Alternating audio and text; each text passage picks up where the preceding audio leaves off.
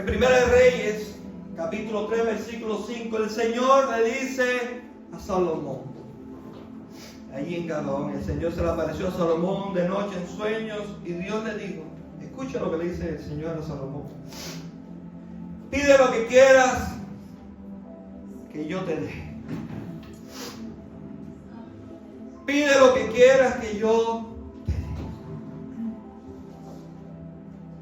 Creo que todos los que estamos aquí conocemos la historia y sabemos que Salomón pidió sabiduría para gobernar al pueblo. Dice la palabra que eso agradó a Dios. Agradó a Dios. Era un rey joven. Tenía un pueblo grande, numeroso, de dura cerviz. Y él sabía que necesitaba sabiduría para gobernar. Pero no solo le dio sabiduría, le dio riqueza, le dio fama. Le dijo, por cuanto has pedido sabiduría, y no que te entregara a tus enemigos, sino que riquezas yo te las daré y alargaré tus días. Eso es una petición que agrada a Dios. Agrada a Dios. Y yo, como introducción, yo quisiera hacerte la misma pregunta de parte de Dios. ¿Qué quieres que yo te dé? Si el Señor se te aparece en sueño, o si el Señor te habla, y yo creo que nosotros hablamos de parte de Dios y delante de Dios, y que el Señor te dice, pide lo que quieras que yo te dé. Lo que quieras. ¿Qué vas a pedir, iglesia? ¿Qué vas a pedir al Señor? ¿Será tu petición una que agrade a Dios? O como dice Santiago en 4:3, que pedís y no recibís porque pedís con malo propósito, para gastarlo en vuestros propios placeres. Por eso no recibimos, dice Santiago, cuando pedimos en oración. Si la motivación al pedir a Dios es mala, como dice Santiago, no lo vamos a recibir. A Dios no lo podemos engañar.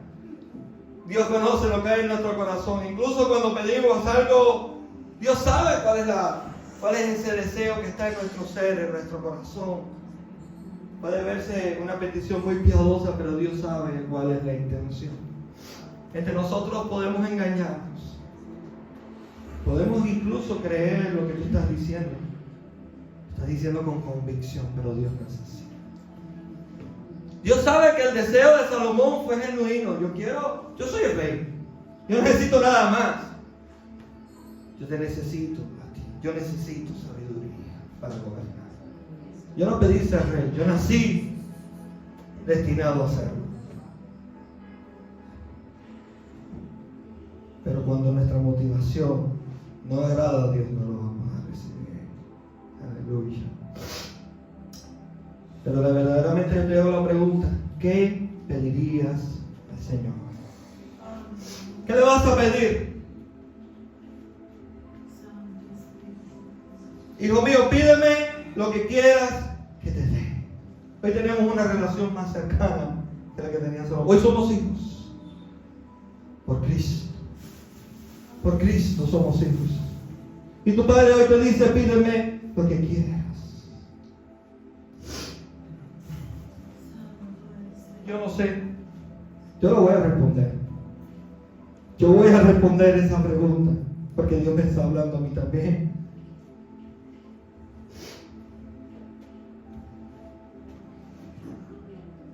Y tú sabes que yo le diría a mi Padre. Padre, yo quiero estar en el centro de tu voluntad. En el centro de tu voluntad.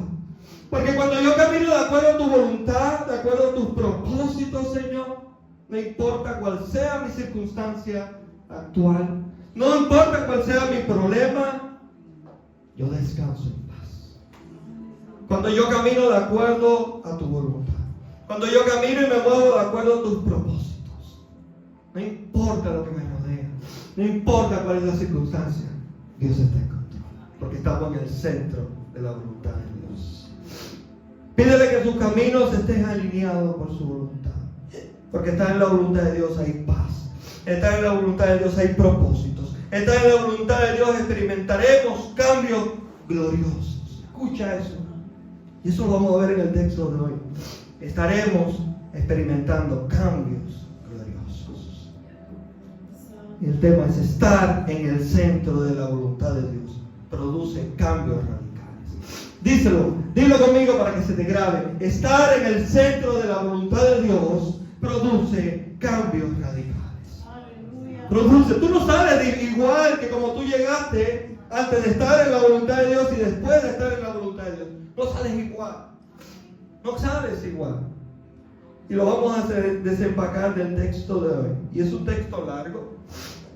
Y lo voy a leer completo, pero solamente voy a analizar algunos aspectos, porque si se recuerda estoy estudiando el libro de los Hechos. Y mucho de lo que dice aquí ya lo hemos visto en otras predicaciones. Yo te invito a ir conmigo a Hechos, capítulo 10, y leeremos de los versículos 24 al 48.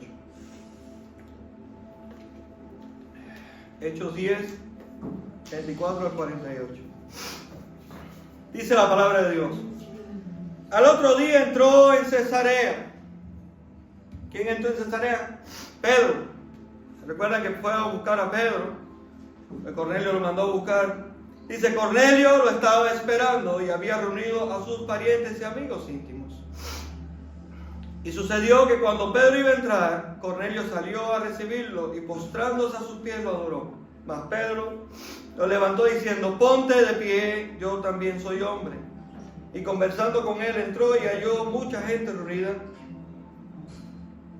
Y le dijo, vosotros sabéis cuán ilícito es para un judío asociarse con un extranjero o visitarlo, pero Dios me ha mostrado que ningún hombre debe llamar impuro o inmundo. Por eso, cuando fui llamado, vine sin poner ninguna objeción. Pregunto pues, ¿por qué causa me habéis enviado a llamar? Y Cornelio dijo, a esta misma hora, hace 4 días, estaba yo orando en mi casa a la hora 9, y aquí un hombre con vestiduras resplandecientes se puso delante de mí y dijo, Cornelio, tu oración ha sido oída y tus palabras de caridad y tus obras de caridad han sido recordadas delante de Dios. Envía pues a Jope y a llamar a Simón, que también es llamado Pedro. Él está hospedado en casa de Simón el curtidor junto al mar. Por tanto, envié por ti al instante y has hecho bien en venir. Ahora pues, todos nosotros estamos aquí presentes delante de Dios para oír todo lo que el Señor te ha mandado. Entonces Pedro, abriendo la boca, dijo, ciertamente, ahora entiendo que Dios no hace acepción de personas, sino que en toda nación, el que le teme y hace lo justo, le es acepto. El mensaje que él envió a los hijos de Israel, predicando paz por medio de Jesucristo, Él es Señor de todos. Vosotros sabéis lo que ocurrió en toda Judea, comenzando desde Galilea, después del bautismo de Juan, que Juan predicó. Vosotros sabéis cómo Dios ungió a Jesús de Nazaret con el Espíritu Santo y con poder, el cual anduvo haciendo bien y sanando a todos los oprimidos por el diablo, porque Dios estaba con él. Y nosotros somos testigos de todas las cosas que hizo en la tierra de los judíos y en Jerusalén, y también le dieron muerte colgándolo en una cruz. A Dios le resucitó el tercer día e hizo que se manifestara, no a todo el pueblo, sino a los testigos que fueron escogidos de antemano por Dios, es decir, a nosotros que comimos y bebimos con Él después que resucitó de los muertos. Y nos mandó a predicar al pueblo y a testificar con toda solemnidad que este Jesús es el que Dios ha designado como juez de los vivos y muertos. De dan testimonio todos los profetas de que por su nombre todo el que cree en Él recibe el perdón de los pecados.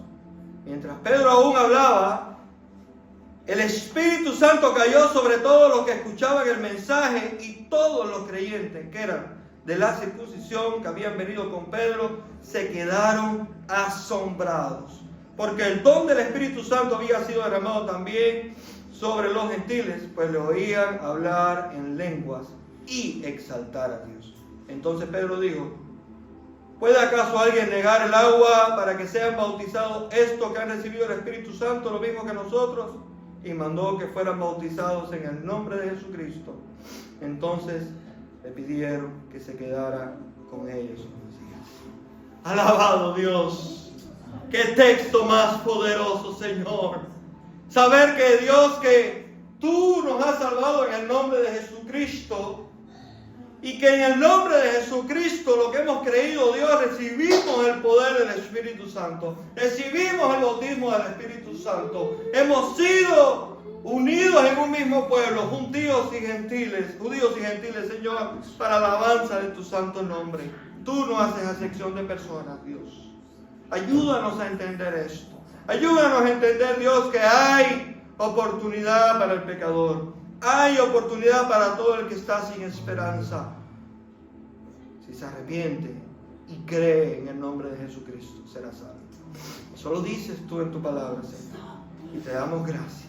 Te damos gracias, Señor, por ese mensaje tan poderoso. Por ese poder del Espíritu que tú nos has dado. Por ese poder y de nuevo que tú nos has dado en el Espíritu Santo. Y ahora yo te ruego, Señor, y yo me rindo ante ti, que seas tú hablando a tu pueblo, no yo. No más yo, Señor, sino tú. Ayudándome a decir todo lo que yo veo en el texto. Todo lo que el texto me aplica a mi vida y a la vida de mis hermanos, Señor. Ayúdame. Ayúdame, oh Dios. Guíame y guárdame. Habla a tu pueblo, Señor, en el nombre de Jesús. Te lo ruego. Aleluya. Qué bueno es Dios. Qué bueno es Dios. Dios no escogió solamente un pueblo judío. Él prometió que Él haría un pueblo de todas las familias de la tierra. Y en la simiente de Abraham serían benditas todas las familias de la tierra. Dios lo cumple. Dios lo cumple. Él hace un solo pueblo de todas las familias. No importa de cuál es tu genio, de dónde tú vienes, por lo que has pasado, si has creído este mensaje poderoso, eres parte del pueblo de Dios. Al leer el pasaje nos percatamos que Pedro obedece a Dios. Se recordará que Pedro tuvo un encuentro con Dios y Dios le mostró aquel lienzo. Él le dice, Pedro, mata y come. Y él le dice, no, Señor, yo no mataré porque nada inmundo ha salido. Nunca he comido yo nada inmundo. Y le dijo, no llames tú inmundo, Pedro, lo que yo he limpiado.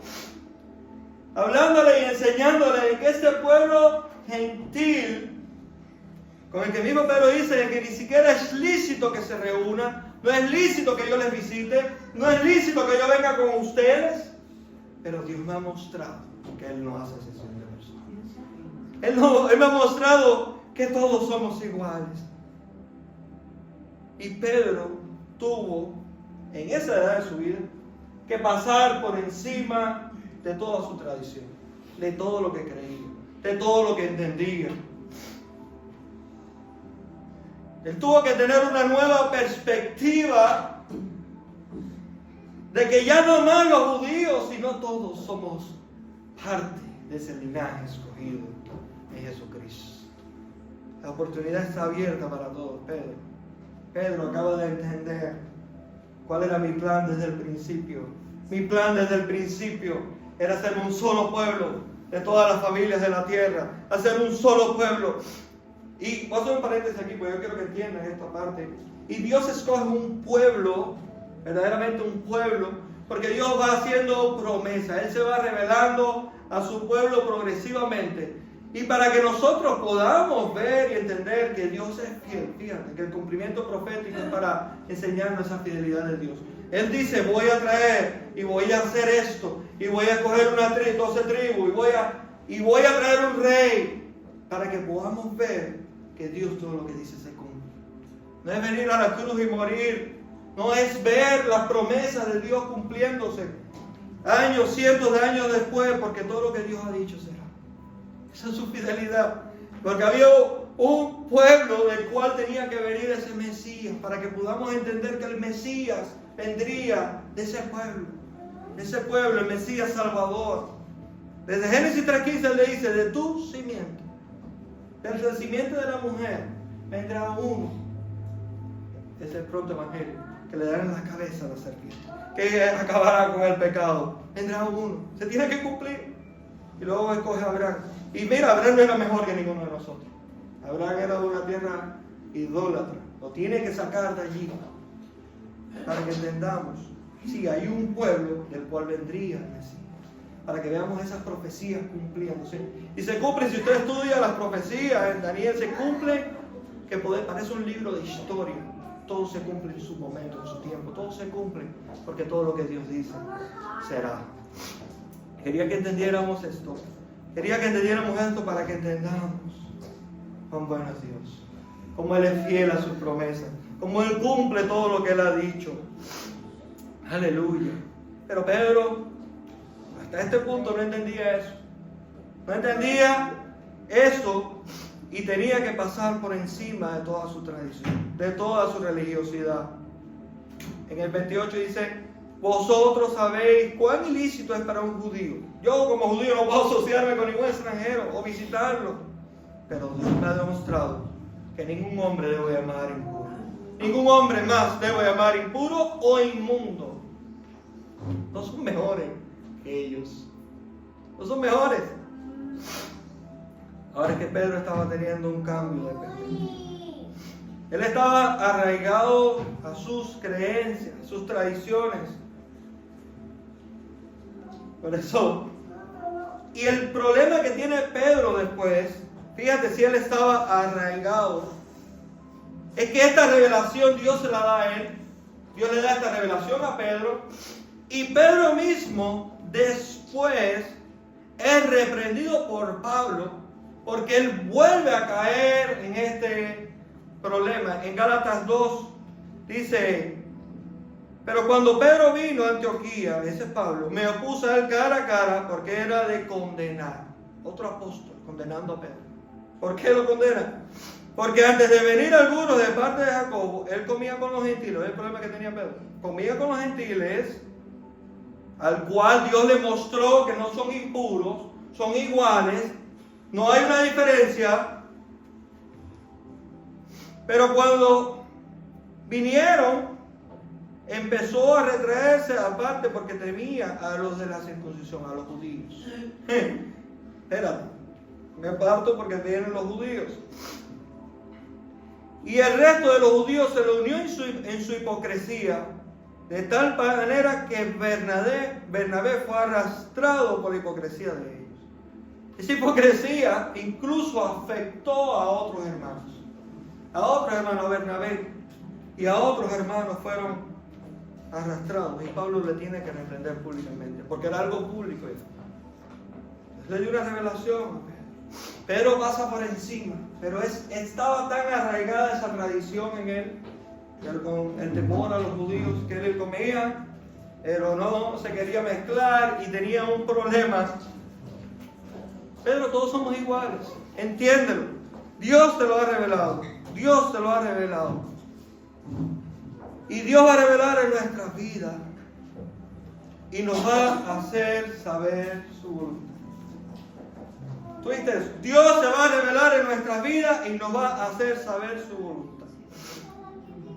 Puede ser a través de la palabra, a través de la predicación, a través de la oración, a través de un hermano que te dé palabra aparte de Dios. Pero Dios se va a revelar en nuestras vidas de cuál es esa voluntad de Dios.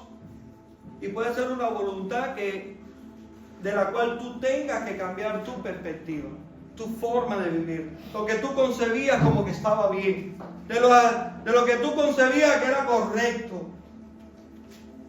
Porque lo correcto es lo que Dios dice. Lo correcto es lo que Dios dice. Nosotros tenemos que cambiar nuestra mente, tenemos que cambiar nuestra perspectiva a la forma de Dios, en la voluntad de Dios. Aleluya. Porque nosotros normalmente somos el producto, cada uno de nosotros, no estoy hablando de mí, de lo que nos ha rodeado, de lo que nos ha influenciado. Y estamos en un mundo caído, para ponerlo en contexto. Cada uno de nosotros está en un mundo caído, un mundo pecaminoso. Desde que nacemos, vemos las cosas violentas, vemos el maltrato, vemos todo tipo de pecados. No sé si tú pones, yo no veo noticias, porque es tantos asesinatos y tanta locura en este mundo, que si tú lo ves más insensible, yo digo que uno se hace más insensible porque lo ves ya como normal. Lo ves como normal. Y nos hemos hecho insensibles a esas cosas, porque hemos sido influenciados por eso. Nos hemos sido tan influenciados que nos hemos ido acostumbrando, y ya lo normal es la maldad, lo normal es la injusticia, lo normal es el pecado. Esa es la verdad. Yo no te puedo decir otra cosa porque esa es la verdad. Eso es lo normal. Lo anormal es vivir en la justicia, vivir en la misericordia, ayudar al necesitado. Y no hacerlo con una doble intención, porque como te decía al principio, Dios conoce la intención de nuestro corazón. No es como una ONG que ayuda para recibir fondos. ¿Cuál es el deseo? Ayudar o recibir fondos. Y recibir tantos millones para dar. Son millonarios. Son millonarios. ¿Cuál es el deseo? ¿Cuál es el deseo por el cual hacemos lo que hacemos? Y ya estamos tan influenciados y no lo vemos. No lo vemos. Y se nos hace normal ya ver a alguien pecar. Se nos hace normal. Se nos hace normal y no decimos nada.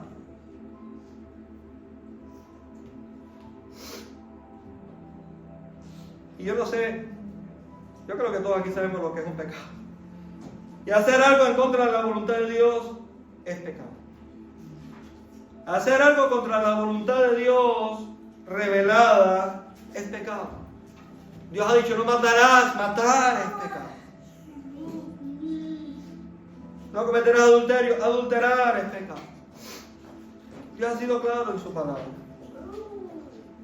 Pero aún, Santiago va más allá.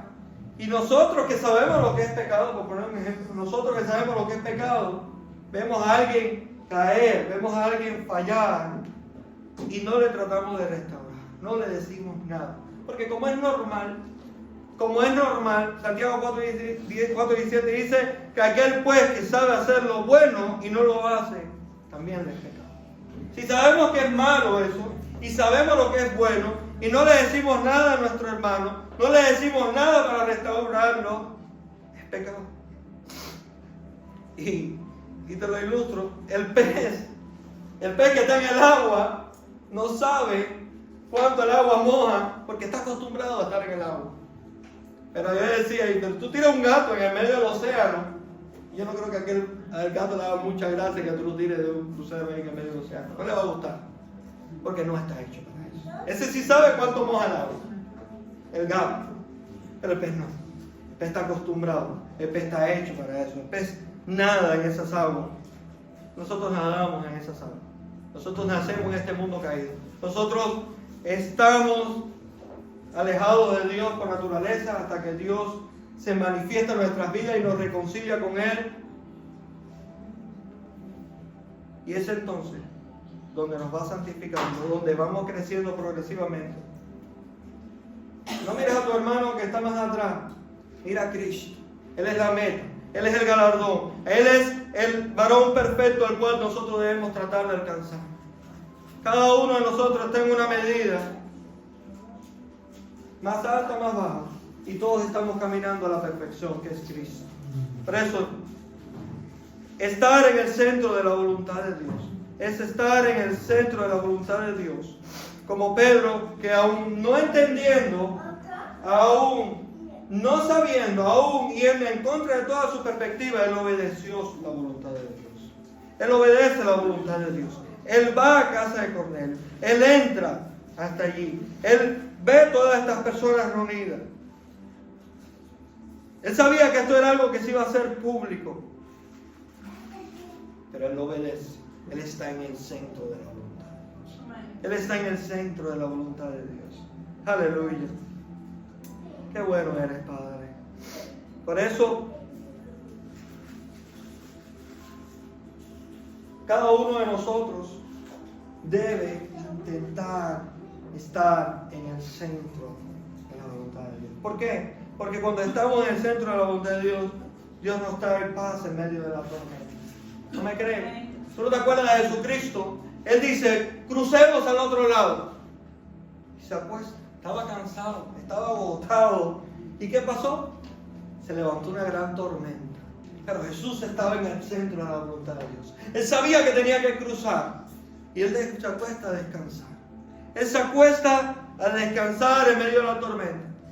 Y todos estos discípulos eran pescadores experimentados. Ellos sabían cómo comportarse. Ellos sabían lo que tenían que hacer en medio de una tormenta. Y mientras el maestro, que había dado la palabra, está descansando, todos ellos están tratando de luchar. Vamos a llevar, lo vamos a llegar hasta la orilla. No podían.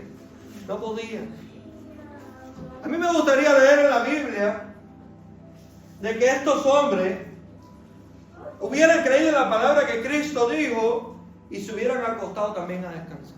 Que hubiera pasado la tormenta. Y digo, una tormenta se fue. No importa si Él dijo que íbamos. Y Él está descansando. Si Él está descansando. Si Él está en control. Pero ¿qué vemos? Lo que vemos es un grupo de discípulos temerosos. Temerosos. Maestro, no te importa que perezcamos. No te importa. Hombre de poca fe. Después decían, ¿quién es este? El viento y el mar le obedecen. Este es el que estaba en control en medio de la tormenta. Él está en control. Él dijo, vamos a cruzar. Yo estoy en la voluntad de Dios. ¿Cuál es el temor? ¿Ustedes no andan conmigo o yo ando con ustedes? ¿Quién anda con quién? ¿Ustedes conmigo o yo con ustedes? Yo los llevo a ustedes, ustedes me llevan a mí. Aleluya. Por eso estar en el centro de su voluntad es lo mejor que nos puede suceder. Pedro estaba en la voluntad de Dios. Agradable, perfecta. Cornelio estaba en el centro de la voluntad de Dios. Cornelio oraba y ponía sus peticiones delante de Dios, oraba y ponía sus caminos delante de Dios, oraba clamando a Dios, porque Dios se le manifiesta. Dios le manda un ángel. Dios ve sus obras y tiene misericordia de él. ¿Y qué le manda? Cornelio manda a buscar a Pedro. Está en casa de un tal Simón el curtidor, a la orilla del mar. Y hoy en día estamos influenciados, como te decía, a todo lo que nos rodea. Y estamos influenciados a los medios de comunicación que tenemos hoy, celulares, textos, videollamadas, todo tipo de comunicación. Y sabemos, porque tal vez lo posteó, mira, está en casa de Simón el curtidor. No, en este momento ellos no tenían, o este hombre no tenía forma de saber que este señor, llamado Pedro, estaba en el lugar que el ángel estaba diciendo. Él tenía que creer, él tenía que confiar. Oye, que Dios que el ángel te aparezca y te diga, voy a mandar a fulano, está en tal lado. Y dice que lo mandó a buscar. En primer lugar, obedece. Y en segundo lugar, tal vez a cualquiera le queda duda de decir, no, y tal vez fue producto de mi imaginación. No, tal vez fue producto de que yo lo supuse, o un sueño, pero ese hombre no existe, ese hombre no está. No, él lo manda a buscar, sabiendo que está, y reúne, y dice que había mucha gente. Había mucha gente.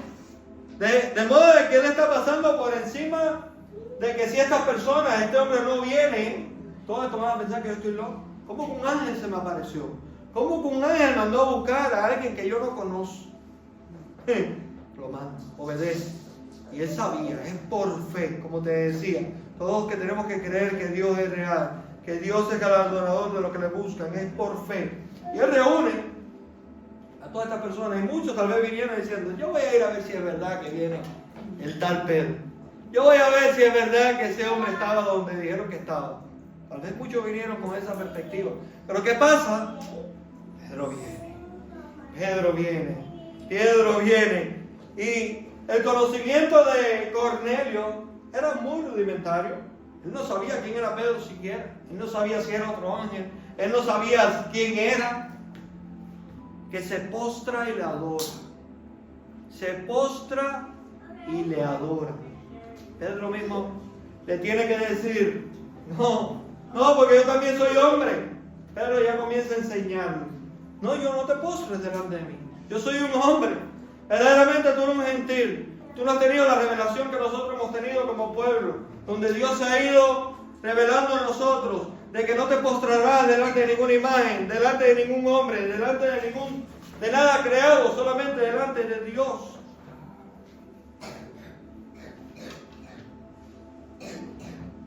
Verdaderamente yo no puedo entender, de verdad, los católicos cómo se postran delante del Papa y le adoran.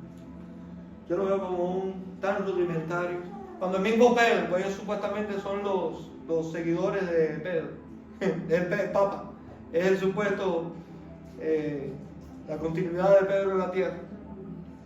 Pero permiten eso. No te postres delante de ningún hombre, póstrate delante de Dios. Póstrate, ojalá y vieran y hicieran las cosas que Pedro hace. Ojalá hicieran las cosas que Pedro hizo. Aleluya. Pero este hombre que mandó a buscarle, que creyó, caminó en el centro de la voluntad de Dios. Aleluya. Y en tercer lugar, quiero hablar de la voluntad de Dios, estar en el centro de su voluntad y cómo esa voluntad de Dios, cómo estar en el centro de la voluntad de Dios, produce de parte de Dios una transformación. Produce que Dios derrame del poder de Dios, de que Dios nos dé la tercera persona de la Trinidad y descienda sobre los gentiles y le bautice. Pero primero hay que estar en la voluntad de Dios, para que Dios haga lo que Él quiera hacer, para que Dios haga lo que Él va a hacer, para que Dios transforme a su pueblo. Aleluya. Y todos leímos el texto.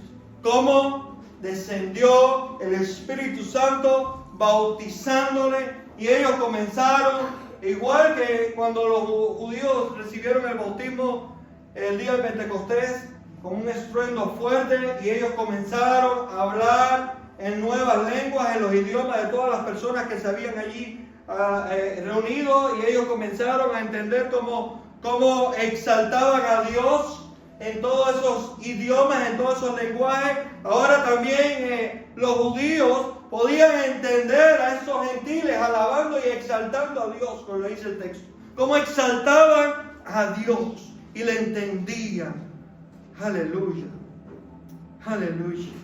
Verdaderamente, una de las evidencias externas del bautismo del Espíritu Santo, como lo enseña la Escritura, es hablar en otras lenguas. Es tener lo que se perdió en Babel, cuando el hombre quiso alcanzar los cielos, cuando el hombre quiso escalar las alturas, cuando el hombre quiso levantarse contra Dios. Creceremos contra Dios, lo mismo que dijo Satanás: me sentaré en el trono del Altísimo. Los hombres ahora vieron que se empezaron a multiplicar y pensaron: vamos a construir una torre y nos vamos a acercar al cielo. Ese deseo a Dios le desagradó. Ese deseo de que quieran sentarse siempre en las alturas, a Dios le desagradó. No era vamos a acercarnos más a Dios para estar más cerca de Él, para entender sus caminos, para caminar en su voluntad. No. Para ser semejante al Altísimo. Ese es su pecado siempre, una y otra vez. El hombre siempre ha querido ser como Dios. El hombre siempre ha querido imitar a Dios. El hombre siempre ha querido reemplazar a Dios. Una y otra vez en la historia. Pero eso que se perdió en Babel, donde Dios confunde sus lenguas, ahora Dios, por el don del Espíritu Santo, comienza y les da a su pueblo la posibilidad de evangelizar, de proclamar las obras de Dios, de exaltar a Dios en todos los idiomas que por la maldición fueron hechos. Ahora ellos, por la bendición del Espíritu, podían proclamar. Yo sí creo en ese don de lengua. Yo creo en el don de lengua. Yo creo que el don de lengua es real, porque los apóstoles lo hablaban. Es para proclamar a Cristo, es para exaltar su santo nombre, en lenguas terrenales, donde podamos exaltarle, para beneficio del pueblo de Dios, para beneficio de los hermanos en Cristo, para beneficio. Porque todo lo que Dios nos da es para beneficio de la iglesia. No es para confusión, no es para confundir. Y es una bendición nosotros que hablamos otros idiomas, no por el bautismo, sino porque lo hemos aprendido. Es una bendición cuando podemos predicarle a un americano. Podemos hablarle de las maravillas de Dios. Podemos contener con la fe, con mansedumbre y reverencia, como nos dice Pedro también. Podemos contener, podemos enseñarle, podemos hablarle de las maravillas de Dios en sus propios idiomas. Pero es aprendido. No puedo decir que lo recibí el día que... Pero creo que es real. Y creo que cualquiera puede recibirlo si a Dios le place. Si a Dios le place. Por eso, no solamente es una evidencia externa lo que recibimos en el Espíritu, también es una transformación.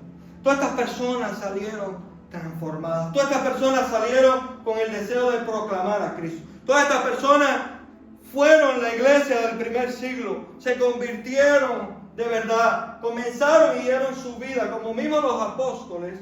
Y quiero hablarte algo aquí que viene a mi espíritu ahora. Como mismos los apóstoles daban todo para la obra de Cristo. No es manipulación. Eso está en el texto. Dice que cuando ellos se convirtieron, ellos daban todo. Lo tenían todo por basura, como dice Pablo. Lo tengo ahora todo por amor a Cristo como basura. Y ellos dicen que vendían los terrenos. Ellos lo daban allí a los pies de los apóstoles. No se lo estaba pidiendo. Nunca se pidió nada. Y ese precisamente fue el pecado de Ananías. Mira, no se te pidió nada, era tuyo, tú lo vendes. Y tú dices, dimos todo para la causa. Estás mintiéndole no a los hombres, le estás mintiendo al Espíritu de Dios. A Dios. ¿Por qué le mientes? No era tuyo, como dice Pedro, no era de ustedes. ¿Acaso se les pidió algo? ¿Por qué mientes? ¿Para qué tú quieres que te vean con más piedad que los demás? ¿Para qué tú quieres que te vean más piadoso? Aleluya. Verdaderamente, cuando el Espíritu desciende, cuando el Espíritu bautiza, verdaderamente las personas se entregan a sí mismos. Se entregan para la obra de Dios. Se entregan para el avance del reino. Y dice que vendían las cosas y las daban. Las daban.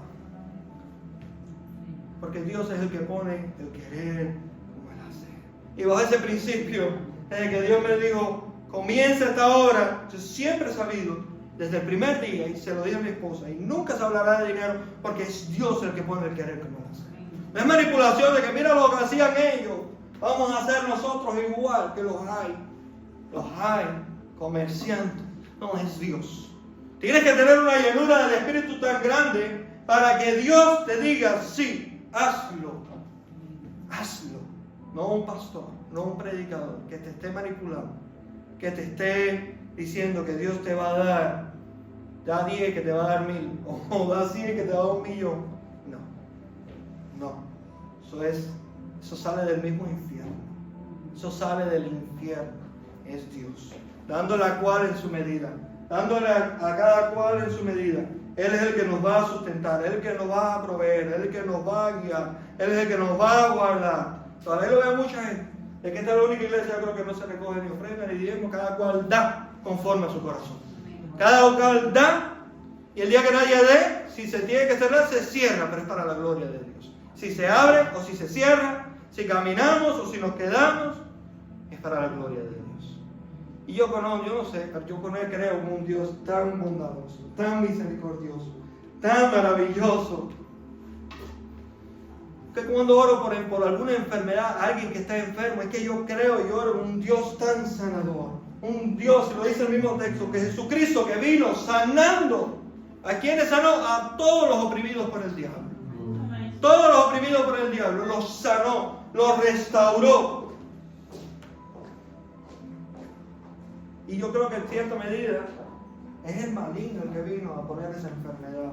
Pero Dios que es bueno, Dios que es fiel, Dios que es misericordioso, y la ha permitido con un fin bueno, porque no podemos decir que algo escapa de esa voluntad de Dios, porque Dios es soberano, la ha permitido con un fin bueno, para usarla en su medida a tiempo. ¿Me recuerdan cuando fueron a buscar a Jesús? A Jesús lo fueron a buscar porque Lázaro estaba muriendo. Jesús no fue corriendo para sanar a Lázaro, esperó que se muriera. ¿Para qué esperó que se muriera? Para que fuera exaltado el nombre de Dios.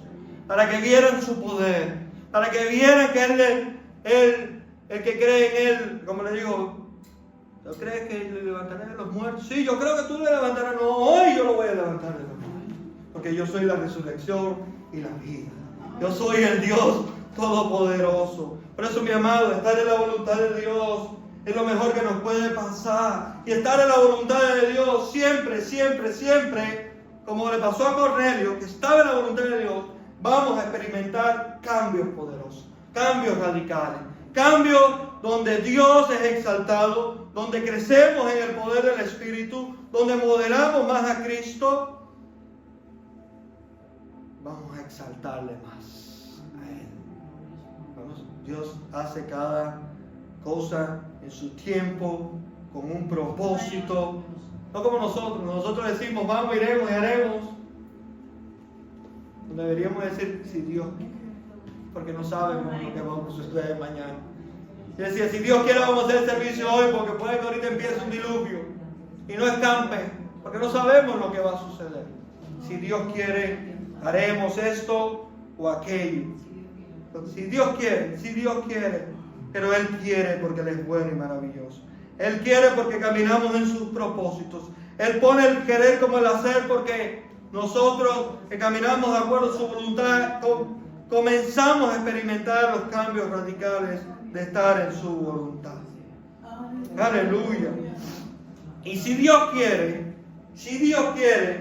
Él va a hacer incluso que nosotros, Él va a hacer porque para Él no es imposible, no se ha cortado su mano. Él va a hacer porque sí es su voluntad, de que nosotros incluso comencemos a hablar, yo no sé cuántos idiomas y dialectos habrá en este mundo, pero si Dios quiere, nosotros podemos comenzar y hablar todos los idiomas habidos y por haber. Si Dios quiere, porque Dios es poderoso, porque Él está en control, porque Él reina sobre todas las cosas. Pero tiene que placer de Él. El día de Pentecostés había un grupo, no voy a decir 12, porque había más de 12, había un grupo de creyentes allí reunidos en el aposento alto, orando. Estaban buscando la voluntad de Dios. Estaban rendidos ante la voluntad de Dios. Estaban pidiendo que viniera esa voluntad de Dios, esa promesa del Espíritu que había sido dada antes de ascender a los cielos. Os conviene que yo me vaya, le dijo Jesús. Os conviene que yo me vaya. ¿Cómo nos va a convenir que tú te vayas? Nos conviene, porque mandaré a otro. El Consolador, el que es más cercano, el que está contigo, el que camina contigo, el que te da convicción de pecado, el que te enseña en todo tiempo.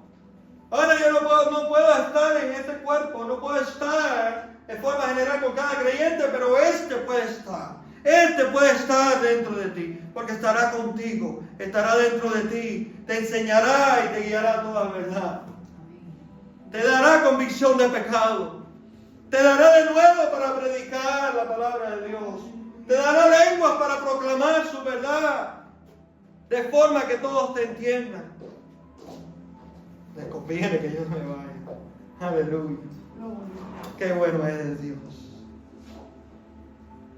Iglesia, examina tu corazón, como le pasó a Pedro. ¿Qué prejuicios o tradiciones arrastramos que podrían estar impidiéndonos obedecer completamente a Dios? ¿Qué nos está impidiendo obedecer a Dios? Tenemos que revestirnos de humildad para reconocer lo que Dios enseña y tener ese corazón para aceptar la palabra de Dios. Y yo lo he experimentado a la hora de estudiar No sé si tú conocerás mucha doctrina o poca, pero a la hora de estudiar, cada uno de nosotros somos teólogos. ¿Por qué somos teólogos? Porque cada uno de nosotros tenemos una convicción de Dios. ¿Cómo es Dios? Eso es teología. Cada uno de nosotros entendemos que Dios es de una forma o se manifiesta de cierta manera, pero no todos nosotros, y lo digo empezando por mí, no todos nosotros en todo momento tenemos esa humildad para reconocer que Dios es quien Él ha dicho que es, quien Dios se manifiesta en su palabra, lo que Dios ha dicho que hará. Y eso pasa en todos los aspectos de la teología. No, hermanos, nunca nos hemos puesto de acuerdo en cuánto será que Dios vendrá. Y cada uno tiene una interpretación diferente, si es antes del milenio, después del milenio, antes de la tribulación, después de la tribulación. Pues cada uno de nosotros lee la palabra y Dios se manifiesta en su vida y Dios va haciendo algo, pero puede que estemos en la verdad o en el error. Puede ser. Por eso cada uno de nosotros, por lo menos cuando me acerco a la Escritura, yo trato de quitarme toda prerrogativa de lo que yo tengo concebido que Dios es, o lo que Dios ha dicho, o como Dios se manifestará, o como Dios vendrá inclusive, para entonces decir, no, esto es lo que dice la palabra. Esto es lo que Dios verdaderamente ha manifestado. Esto es lo que Dios ha dicho. Hay que tener una humildad para eso. Hay que tener cierta humildad. Hay que orar como Cornelio. Y ojalá todos tuviéramos la vida de oración que tuvo Cornelio. Oraba constantemente. Oraba constantemente. Daba a los necesitados. Y Dios vio su oración. Pues no lo puedes apartar su oración de lo que, porque el mismo Dios lo dice, el ángel lo dice hablando de parte de Dios. Dios ha visto tus obras. Dios ha escuchado tus oraciones constantes delante de Dios. Han estado delante de Dios. Y ahora haz esto. Haz esto. Porque ese es el único mensaje que puede salvarte. Y Cornelio y su grupo de gentiles fueron los primeros, como nosotros, que también somos parte de esos gentiles. Ninguno de nosotros es parte del pueblo judío. Ninguno de nosotros es parte del pueblo judío, pero todos nosotros somos uno en Cristo.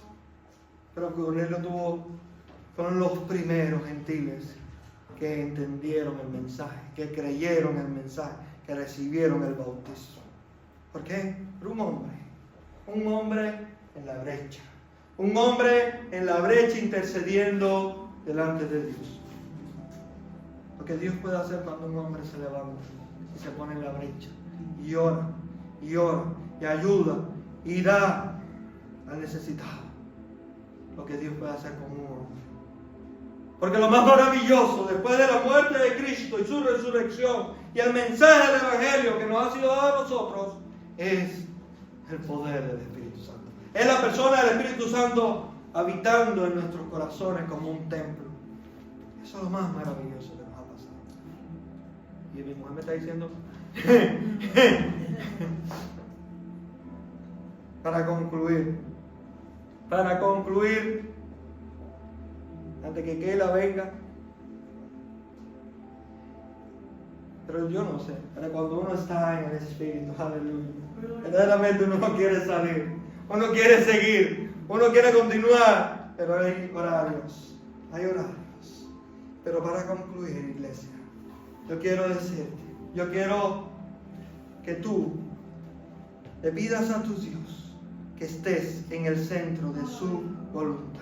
Porque cuando tú entres en el centro de su voluntad, tú vas a salir de aquí con todo el poder del Espíritu Santo, obrando a favor tuyo para vencer